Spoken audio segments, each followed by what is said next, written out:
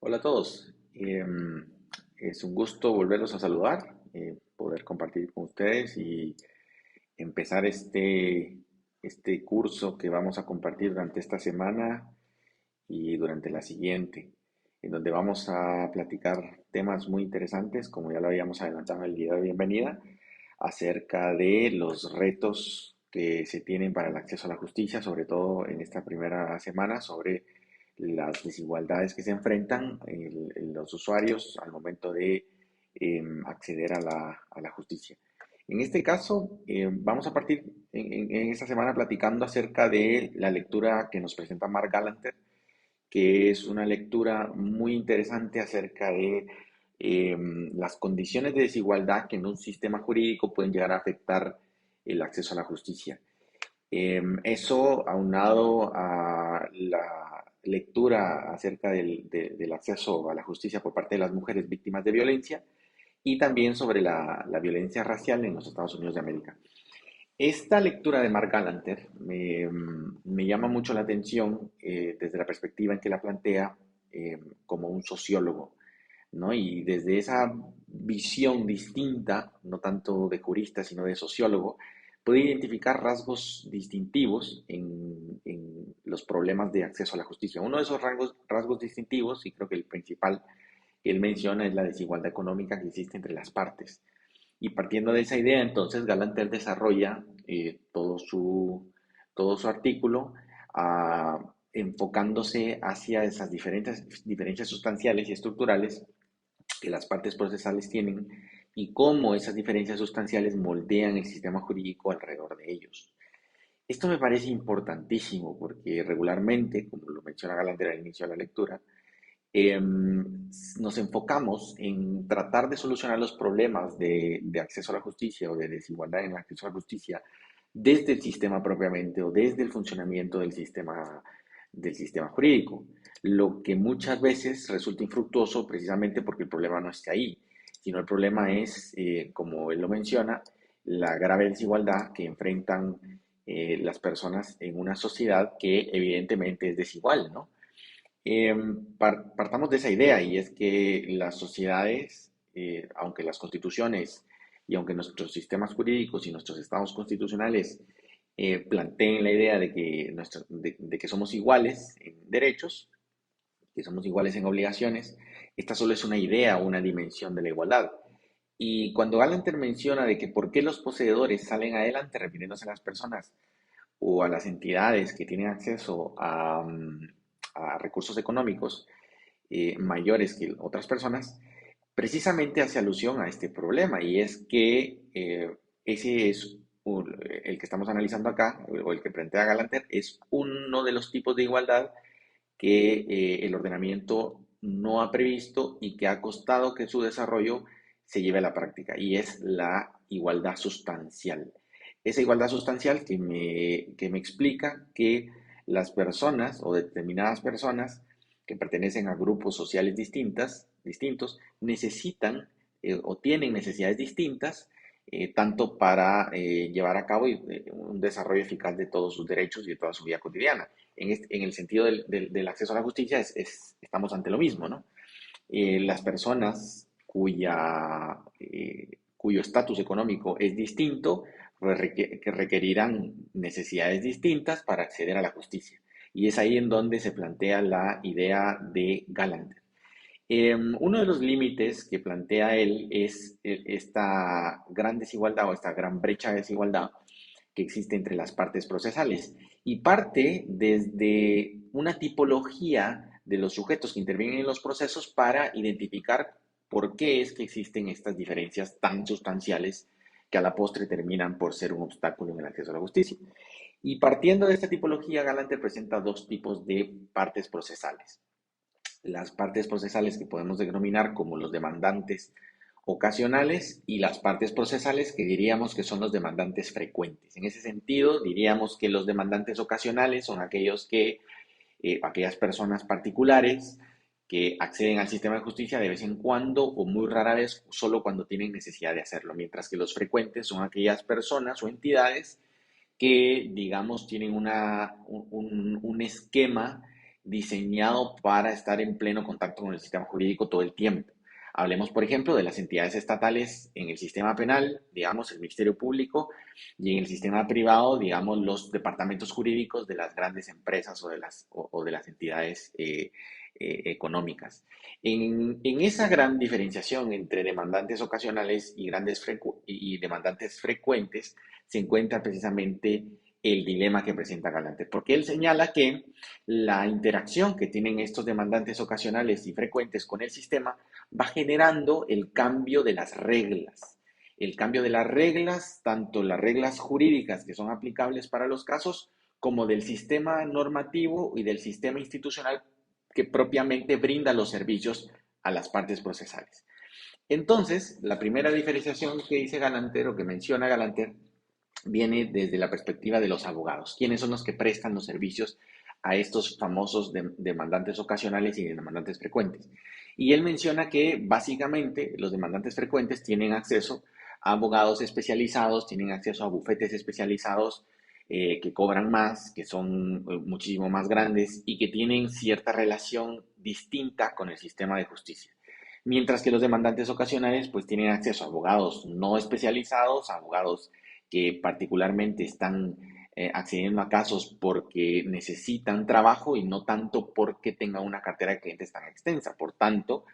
esos abogados de demandantes ocasionales puede que en algún punto puedan llegar a ver a su cliente más como un negocio, ¿sí? Más como un negocio que como una persona que necesita que se le garantice la justicia, ¿no? Entonces, ese primer problema que presenta Galanter en cuanto a la diferenciación de los abogados es importantísimo porque va moldeando las relaciones que tienen los litigios ya propiamente con el sistema de justicia.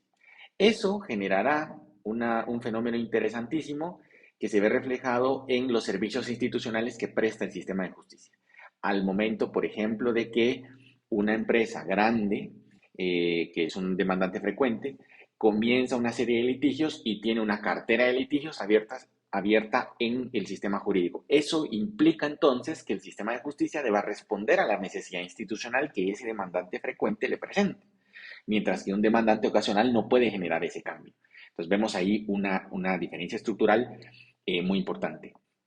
Y para mí la diferencia institucional, la diferencia estructural, perdón, más importante de todas, que resulta ser la repercusión que tiene esta brecha de desigualdad entre partes en el conjunto de reglas que modulan el sistema jurídico. Cuando nos referimos a reglas, estamos hablando de las normas jurídicas, de las normas procesales que sirven para llevar a cabo los procesos. Y nos preguntaremos en nuestros sistemas jurídicos, a diferencia del common law, que es la corriente o el sistema jurídico desde el que lo plantea Galanter, a diferencia de esta corriente y posicionándonos en la nuestra, que es un sistema de derecho civil o codificado, eh, vemos y nos preguntaremos cómo es de que los demandantes frecuentes pueden llegar a tener esa repercusión en los sistemas. Pues básicamente la respuesta es vía jurisprudencia. Y aquí es entonces donde vemos que el cambio institucional en cuanto a las reglas del juego, las reglas procesales, las reglas normativas, se va produciendo a medida que los demandantes frecuentes tienen mayor acceso y mejor acceso hacia aquellas altas cortes que son las que van diseñando el funcionamiento de las reglas. Y esto creo que es una diferencia que podemos observar en todos los países de la región, precisamente porque son estas grandes empresas las que promueven los cambios reglamentarios y, como menciona Galanter, muchas veces se reservan casos que pueden considerarse una pérdida, ¿sí? Pero que saben que a la postre ese caso significará una ganancia en cuanto al cambio de una regla procesal o una regla institucional que se vaya a cambiar en jurisprudencia luego gracias a ese precedente. Entonces, estos fenómenos que ustedes ya explorarán más a detenimiento a medida que hacen la lectura y que profundizan en las otras dos lecturas, revelan la necesidad de un cambio, ¿no? De un cambio, pero, como lo menciona Galanter, un cambio desde la perspectiva de las partes procesales. ¿Qué estamos haciendo nosotros para que no el sistema, sino nosotros, desde nuestra posición como abogados, como litigantes, como asesores o como personas que estamos en el sistema de justicia. ¿Qué estamos haciendo nosotros desde nuestra posición para que se dé el cambio de reglas y para que se dé ese avance, esa mejora en la administración de justicia, en los servicios jurídicos que prestan los sistemas de justicia? Pues al final de cuentas, la propuesta de Galanter ya ve respuesta en muchas ocasiones, en muchos planos, en los países latinoamericanos, como por ejemplo con la dotación a la población de los servicios de la defensa pública penal. Por ejemplo, ese es un avance institucional que se da desde los servicios públicos hacia aquellas personas menos favorecidas para poder acceder a la justicia penal o para poder acceder a una defensa digna en la justicia penal. Por otro lado están los institutos de la víctima que se van creando cada vez más y que gracias a las corrientes de la Corte Interamericana y decisiones de la Corte Interamericana de Derechos Humanos en casos emblemáticos de respeto, de protección y sobre todo de reparación a las víctimas, han venido creando la necesidad de respuesta institucional y de servicio institucional para garantizar ese apartado tan importante, sobre todo en el proceso penal, en donde se ha olvidado a la víctima y se ha dejado de un lado a la víctima, siendo que el proceso penal siempre ha visto como el centro de todo al procesado, ¿no?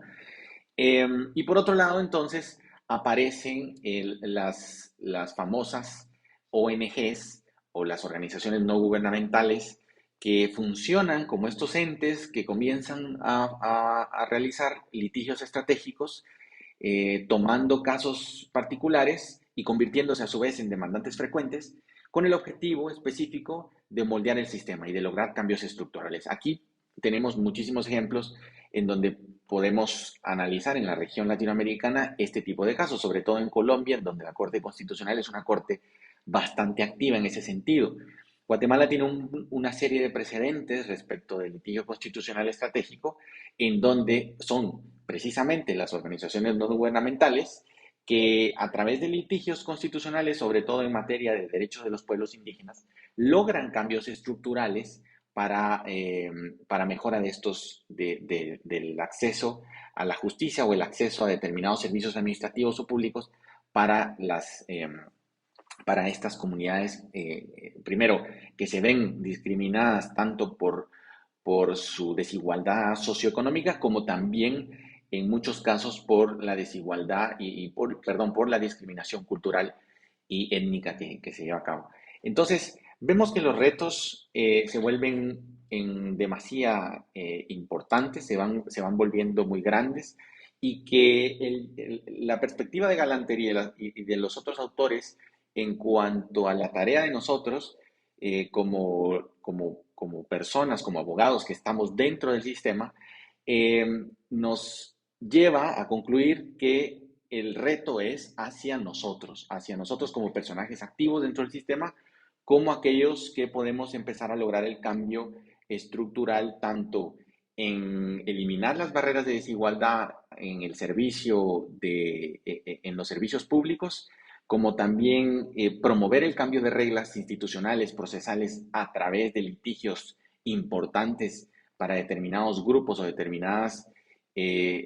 sectores históricamente discriminados, como mujeres, niñez y adultos mayores, y también para lograr aquel mejor